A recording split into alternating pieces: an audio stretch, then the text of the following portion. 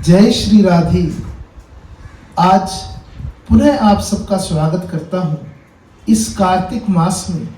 आपको कार्तिक मास की कथा सुनाने के लिए आपका बहुत बहुत अभिनंदन और स्वागत है। आइए भक्तों, आज हम तृतीय अध्याय का श्रवण करेंगे और ईश्वर से प्रार्थना करेंगे कि हे प्रभु, आप हमारे सभी विपदाओं को दूर कर आप हमारा मंगल ही मंगल करें। आप हम पर इतनी कृपा करें कि हम सब दुखों से दूर होकर आपकी शरण में, आपके चरणों में अपना मन और अपना सब कुछ सर्वस्व निछावर कर कर आप ही का ध्यान करते रहें। ऐसी ताकत आपको प्रभु श्री हरि आपको सबको प्रदान करें। तो आइए कथा का श्रवण करते हैं। बोलिए सच्चे दरबार की जय। बोलिए श्री नारायण भगवान की जय। सत्यभामा ने पूछा, हे स्वामी, काल रूपधारी आपके सभी अंग प्रत्यंग एक समान महत्व रखते हैं, अतः कार्तिक मास की ही सब मासों में श्रेष्ठ क्यों है? फिर सब तिथियों में एकादशी और सब मासों में कार्तिक मास ही आपको अधिक प्रिय क्यों है? हे देवेश, इसका कारण बताइए। श्री कृष्ण जी ने कहा, हे प्रिय, तुमने मुझसे बहुत ही अच्छा प्रश्न पूछा है। इस विषय में मैं आपको एक कथा सुनाता हूँ। एक समय की बात है, महाराज वेन के पुत्र पृथु और नारद का संवाद हुआ। इसे एकाग्रता पूर्वक सुनो। इसी प्रकार एक समय में नारद ने राजा पृथु से प्रश्न किया था और सर्वज्ञ नारद जी ने पृथु को कार्तिक मास की महिमा बतलाई। नारद जी ने कहा, हे राजन, बहुत दिन पहले समुद्र की शंखासुर नामक अत्यंत शक्तिशाली और पराक्रमी एक राक्षस पुत्र तीनों लोकों में जीतने लेने का सामर्थ्य रखता था। उस शंखासुर ने स्वर्ग लोक में रहने वाले देवताओं को जीतकर और इंद्रादि देश दशों लोकपालों को भी अपने अधिकार छीन लिया था और उनको स्वर्ग से निकाल दिया था। उससे डरकर सभी देवगण किसी पर्वत की कंदराओं में जाकर अपनी स्त्रियों के साथ अपना कुटुंब साथ ले गए और वहां पर निवास करने लगे। जब सब देवगण सुमेरु पर्वत की कंदराओं में आसन जमाकर निश्चित होकर रहने लगे, तब वह राक्षस सोचने लगा कि यद्यपि मैंने सब देवताओं को जीत लिया है और इनका अधिकार छीन लिया है, तो भी ये लोग बलवान ही ज्ञात होते हैं, अतः अब मुझको क्या करना चाहिए? आज मुझे ज्ञात हुआ है कि ये सब देवता वेद मंत्रों से बलवान हो रहे हैं। उनके वेदों को हर लेने से ये स्वतः बलहीन हो जाएंगे।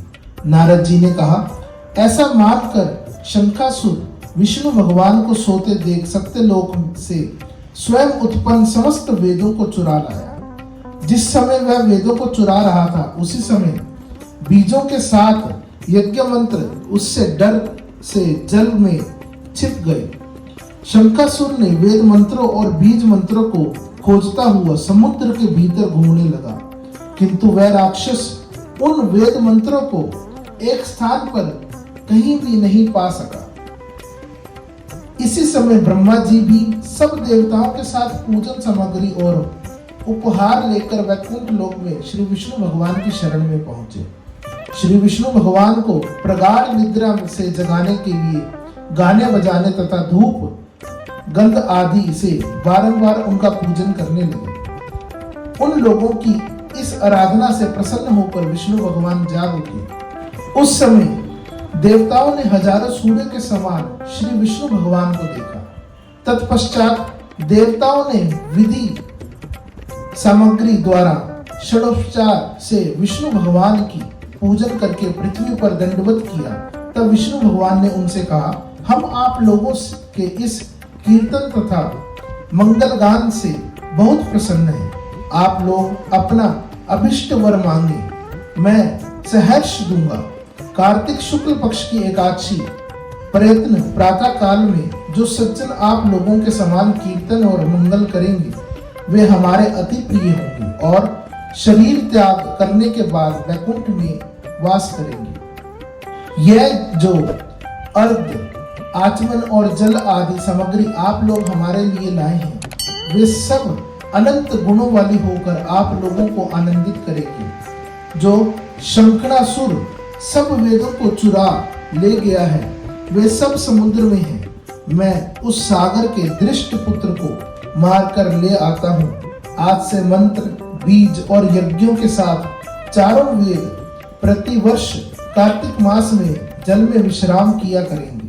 अब मैं मत्स्य का रूप धारण करके समुद्र में जाता हूँ और आप लोग भी सब ऋषियों को लेकर हमारे साथ आवे। उस लोक के जो प्राणी नित्य प्रातः काल में स्नान करके वे यज्ञ और स्नान के पुण्य फल से अपना भाग्य उदय कर पाएंगे, जो कार्तिक में स्नान और व्रत किया करेंगे, हे इंद्र, उनको तुम मेरे लोक में पहुंचा दिया करो।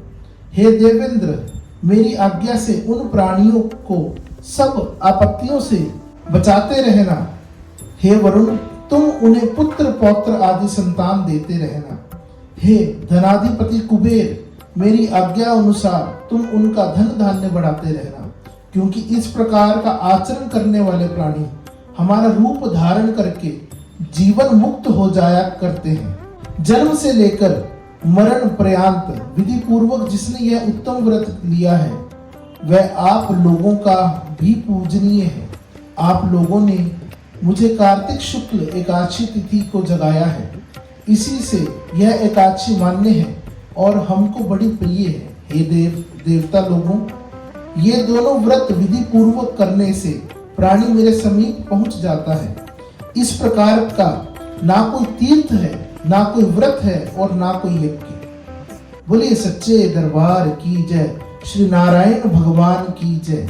आइए श्री नारायण भगवान के महामंत्र का जप करते हैं। हरे कृष्णा कृष्ण कृष्ण हरे हरे, हरे राम राम राम हरे हरे। हरे कृष्णा कृष्ण कृष्ण हरे हरे, हरे राम राम राम हरे हरे। हरे कृष्णा कृष्ण कृष्ण हरे हरे, हरे राम राम राम हरे हरे। श्रीमन्नारायण नारायण हरि हरि, भजलो नारायण नारायण हरि हरि। श्रीमन्नारायण नारायण हरि हरि, भजलो नारायण नारायण हरि हरि। बोलिए सच्चे दरबार की जय। आप इसी प्रकार हमारे साथ जुड़े रहिए और कार्तिक मास में कथा श्रवण करने के लिए आप हमारे YouTube चैनल को अवश्य सब्सक्राइब कीजिए, जिससे कि आपको भी कथा का आनंद प्राप्त हो सके और आपका भाग्य उदय हो सके। हम ईश्वर से प्रार्थना करते हैं कि आप सबकी इच्छाएं शीघ्र अतिशीघ्र पूर्ण करें। जय जय श्री राधे श्याम।